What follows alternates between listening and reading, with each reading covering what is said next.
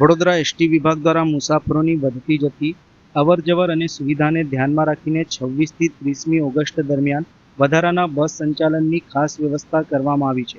આ 5 દિવસ દરમિયાન દરરોજ 50 વધારાના વાહનો દોડાવવામાં આવશે, જેના દ્વારા અંદાજે 100થી વધારાની ટ્રીપોનું સંચાલન કરવામાં આવશે.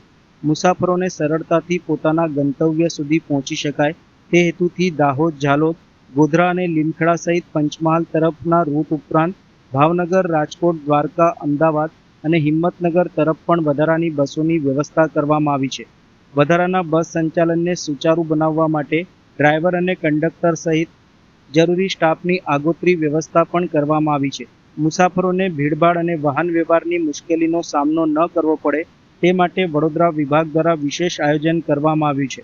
આપણા વડોદરા વિભાગની અંદર 26 તારીખથી 30 તારીખ સુધી એક્સ્ટ્રા સંચાલન કરેલું છે.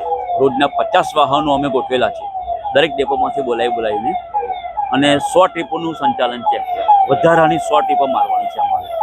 આ બાજુ પંચમહાલ સાઈડ દાહોદ, ગોધરા, લીમખેડા, ઝાલોદ સુધીનું કોઈ પણ ટ્રાફિકની તકલીફ ના પડે, અડચણ ના આવે એ હેતુસર અમે આ રીતના આયોજન કરવું છે. સૌરાષ્ટ્રની અંદર ભાવનગર છે, રાજકોટ છે, દ્વારકા સાઈડ છે, આ બાજુ ઉત્તર ગુજરાતમાં અમદાવાદ છે, હિંમતનગર બાજુ એક્સ્ટ્રા સંચાલન ગોઠવેલું છે. વાહનો ડ્રાઈવર કંડક્ટર અમે એ રીતના એડવાન્સ ઉપલબ્ધ કરી રાખ્યા છે. રોજની 50 ગાડીઓ છે અને 100 ટ્રીપનું આયોજન છે અમારું ડેઇલી સર્વિસ. પબ્લિકનો ઘસારો તો ફૂલ ટ્રાફિક છે રક્ષાબંધન નિમિત્તે. જી આઈ ભટ્ટ.